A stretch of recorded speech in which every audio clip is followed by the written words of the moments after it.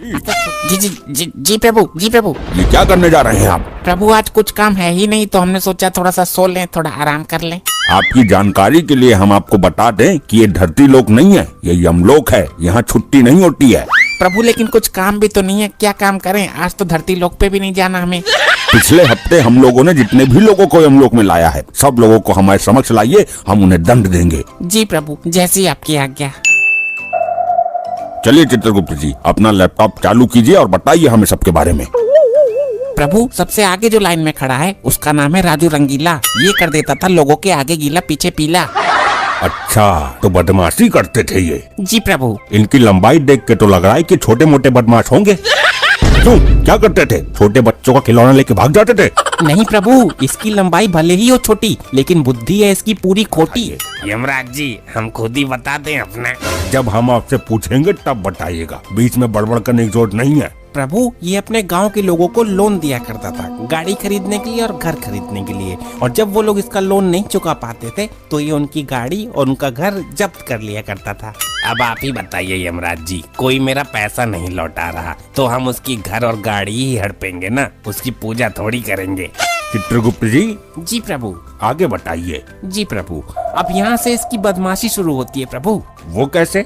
जिन लोगों ने इससे गाड़ी और घर लेने के लिए लोन पे पैसे लिए, वो लोग लोन ना चुका पाए, वहीं पे ये बदमाशी करता था। अच्छा, कैसी बदमाशी? प्रभु जैसे ही लोन चुकाने की डेट आया करती थी, ये उसके 2 दिन पहले गायब हो जाता था। अच्छा। और लोन चुकाने की डेट से 4 दिन बाद वापस आया करता था। अच्छा, तो ये है शरीर छोटी लेकिन बुद्धि खोटी।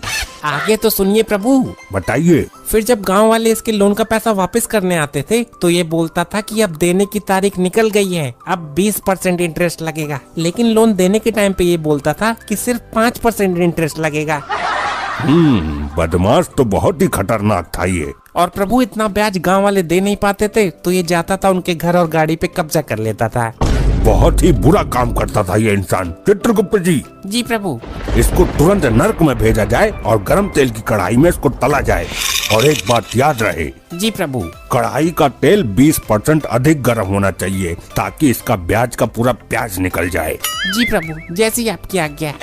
प्रभु हमको भी कुछ बोल लेने दीजिए। हमें फालतू बातें सुनने की आदत नहीं है, ले जाइए इसे हमारे सामने से। अगला कौन है चित्रगुप्त जी, उसके बारे में हमें बताइए। प्रभु ये जो दूसरे नंबर पे व्यक्ति खड़ा है, वैसे तो इसका नाम प्रियांशु है, लेकिन रात में ये प्रिया बन जाता है। मतलब हम समझे नहीं, क्या ये इच्छाधारी इंसान था? नहीं प्रभु, ऐसा कुछ नहीं है। ये लोगों को कंफ्यूज करता था, दिन भर अपना काम करता था और रात में लड़की की आवाज निकालकर लोगों से पैसा लूटता था। अच्छा, तो ऐसी बात है। जी प्रभु। चलिए तो प्रिया जी, हमें भी बेवकूफ बना के दिखाइए। अयो यमराज जी, आपको कोई कैसे बेवकूफ बना सकता है जी? नहीं नहीं नहीं नहीं। लेकिन हमें जानना है कि आप किस आवाज में लोगों को बेवकूफ बनाते थे। उसके लिए कोई एक मेरे से बात करने के लिए लगेगा जी। वो जो आपके पीछे व्यक्ति खड़ा है ना, उससे बात कीजिए। अयो ये तो बुजुर्ग होता जी। कोई भी होने दीजिए, आप अपनी आवाज सुनाइए बस। ठीक है, मैं कोशिश से करता। यमराज जी मान लीजिए मैंने फोन किया है इसको, अभी घंटी जा रही है, ट्र ट्र, अभी ये उठाते हैं, फिर मैं बोलता हूँ कि हेलो, क्या कर रहे हो? अरे कौन बोल रहा है? मेरे को नहीं पहचाना तुमने? मैं तुम्हारी बाबू, मैं तुमसे बहुत प्यार करती हूँ। बताओ, मेरी किस्मत भी ऐसी है कि जवानी से बुढ़ापे में किसी का प्यार नहीं मिला। अब यमलोक में आ रहा हूँ तो प्यार करने वाली मिल रही है। अच्छा सुनो ना। हाँ हाँ बोलो बोलो। मैं तुमसे शादी करना चाहती हूँ। अरे यार, तुम्हारी आवाज तो बहुत अच्छी है। मेरे से शादी करोगे ना तुम? अरे बिल्कुल करेंगे, यमलोक में करेंगे। तो मेरा एक छोटा सा काम कर सकते हो क्या? अरे एक नहीं, तुम 100 बताओ, 100 काम करवा देंगे तुम्हारे। मेरे को बस 1000 रुपए भेज दो ना, मेरे को बहुत जरूरत है।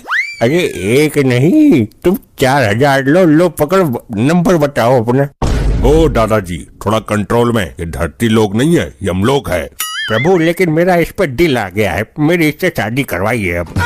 अरे मैं लड़का हूँ भाई, ये कैसी बातें कर रहा है तू? और हमने सिर्फ इसकी आवाज सुनने के लिए ऐसा करने को बोला था। प्रभु प्लीज मेरी भावनाओं को समझिए, मेरी एक बार भी शादी नहीं हुई प्रभु। अरे ऐसे कैसे हो सकता जी, मैं लड़का होता जी। कोई बात नहीं। अरे क्या कोई बात नहीं, यमराज जी जल्दी से मेरा बताइए किधर जाने का है मेरे को। चित्रगुप्त जी, जी प्रभु। इसके कुछ अच्छे कार्य भी हैं या नहीं? जी प्रभु, ये 30% बुरा आदमी था लेकिन 70% अच्छा आदमी भी था। मतलब कैसे? प्रभु जैसे कि ये किसी से 1000 रुपए लूटता था तो 500 रुपए का गरीबों को खाना खिला देता था और जरूरतमंद की हमेशा मदद किया करता था ये। अच्छा, ये तो बड़ी अच्छी चीज करता था ये, लेकिन लोगों के पैसे भी लूटता था ये। तो एक काम करिए चित्रगुप्त जी, जी प्रभु। पहले इसको नर्क में भेजिए, कढ़ाई में तेल गरम करिए, लेकिन इसको कंफ्यूज करने के लिए बोलिए कि तेल एकदम ठंडा है।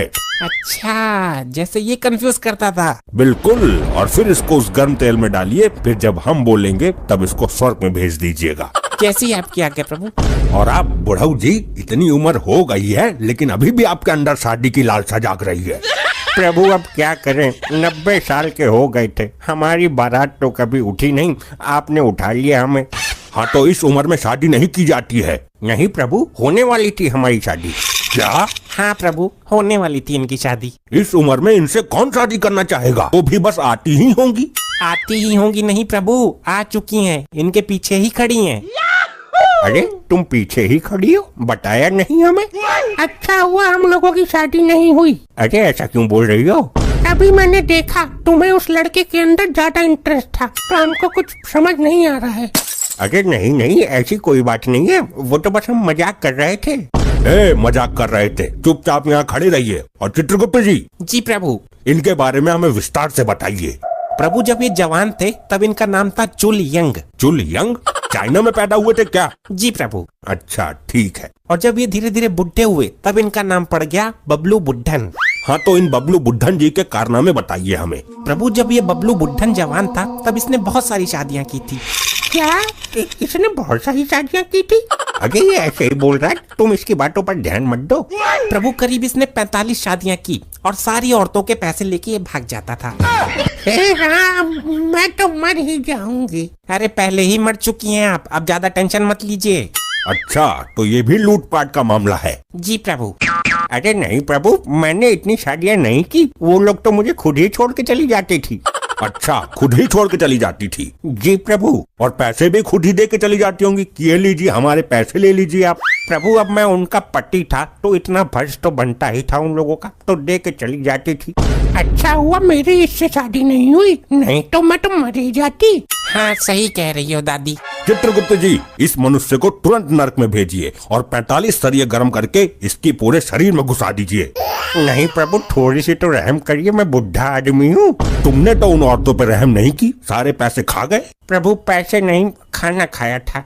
चुप रहो तुम। चित्रगुप्त जी, लेके जाइए इसको। और अभी कितने लोग बचे हैं चित्रगुप्त जी? प्रभु ये बूढ़ी अम्मा है और इनके पीछे 2 लोग और हैं। ठीक है, इन तीनों को आज के लिए आराम दीजिए, इनको हम अगले एपिसोड में सजा सुनाएंगे। जैसी आपकी आज्ञा प्रभु, चलिए आप लोग आराम कीजिए।